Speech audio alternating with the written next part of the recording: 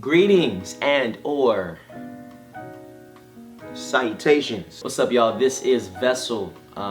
It has been a little minute, like a little long, minute since I have put on a video on YouTube, and I'm gonna post this on Instagram, Facebook, and wherever else videos go. I wanted to talk to you about the future of this channel. I'm gonna start putting up videos again of poetry. I'm also be answering Bible questions.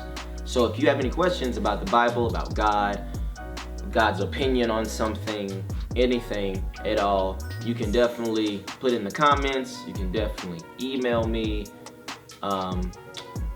Yeah, I want to do that. I'll be doing skits and stuff like that on this channel, and because there's a lot of funny stuff that happens in life, and I just want to, or it just pops up in my head in general, so I'll be doing that. So anyway, I want to talk to you about fear, because fear is something that is a mind killer. It keeps destroying our hopes and our dreams. It keeps our dreams deferred.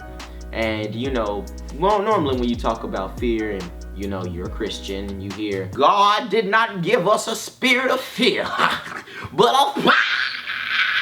But I don't think we understand what that really means.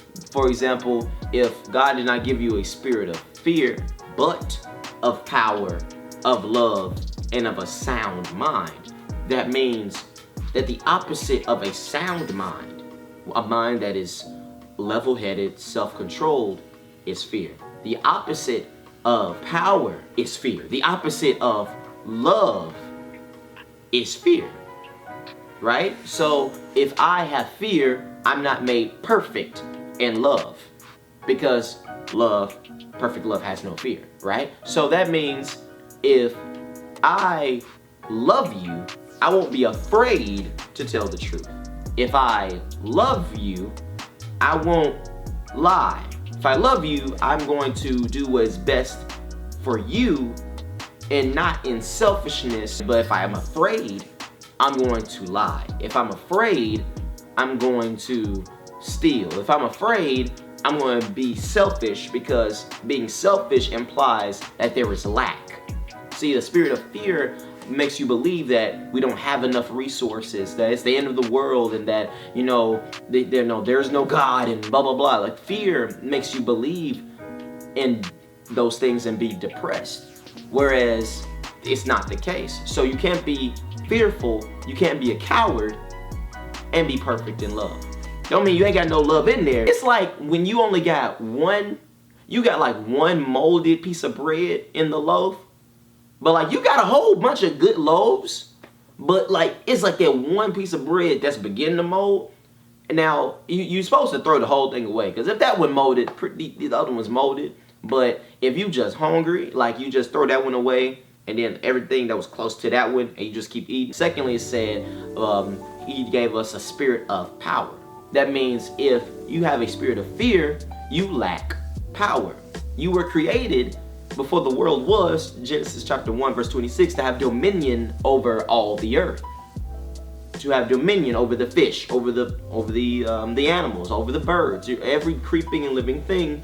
Everything in creation is designed to bow down to you. The reason why that is important is because we a lot of times feel powerless. The spirit of fear creates a spirit of powerlessness in you to not fulfill your dreams, to not be bold in your walk with Jesus. What happens is, because you don't feel that you have the power to do what you were created to do, you then walk in disobedience to God because you're scared.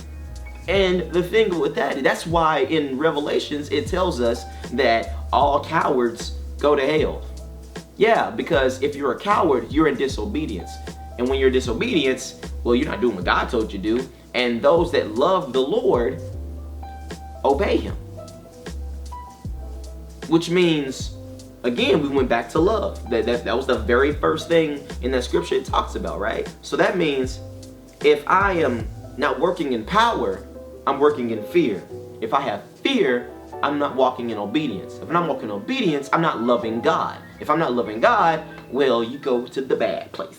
of a sound mind. You don't have peace. Like when you're in fear, you don't have peace. You don't know what's happening in your life. You're scared. You're scared of the future, what the future holds. Will this work? Will that work? And what happens to a lot of us, and what happened to me, the reason why I haven't been on this channel in a long time, is I allowed the spirit of fear to halt what God told me to do. Tell me if this sounds familiar. Oh yeah, I just gotta right now, man, I just gotta do this, X, Y, and Z, and then, I'm gonna get back on it, you know what I'm saying? What? I'm waiting on dude to call me back. I'm really waiting on him to call me back, because then we can get the ball rolling from there. Oh man, I ain't got no money right now because X, Y, and Z, but you know what?